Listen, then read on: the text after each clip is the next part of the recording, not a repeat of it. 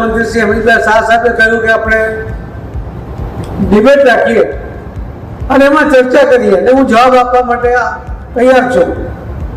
તો અમે કહ્યું ને અમને જવાબ ડિબેટ નથી કરવી. લોકસભા એ તો ચર્ચા માટેનું સ્થાન છે, એ પ્લેટફોર્મ જ ચર્ચા માટે છે.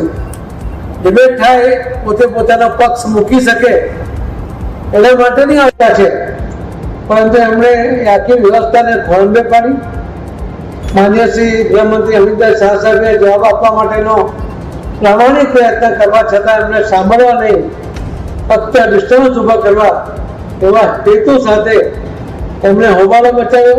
અન્ય પાર્ટીના કાર્યકર્તાને આપણાની વચ્ચે ફરક છે, અને એટલે જ કહે છે ને કે પાર્ટી વિથ ડિફરન્સ, એવી પાર્ટીના આપ સૌ કાર્યકર્તા છો.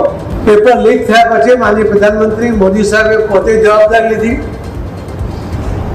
પરીક્ષા થઈ, 22 લાખ વિદ્યાર્થીઓ બેઠા, 12 લાખ એમાંથી પાસ થયા, 10 લાખ વિદ્યાર્થીઓ ફેલ થયા.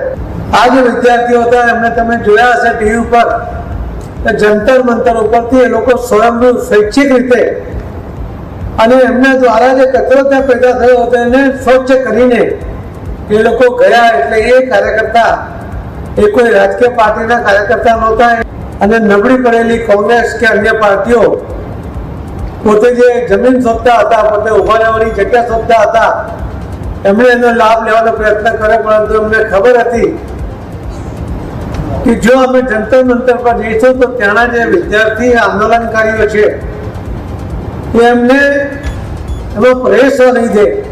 આ વિદ્યાર્થીઓ સ્પષ્ટ હતા કે અમે નરેન્દ્ર મોદી સાહેબના વિરુદ્ધમાં નથી, અમે સરકારના વિરુદ્ધમાં નથી. અમારી માંગણી સ્પષ્ટપણે પેપર લીક કરનાર લોકો એના જવાબદારની સામે એક્શન લેવા માટે છે.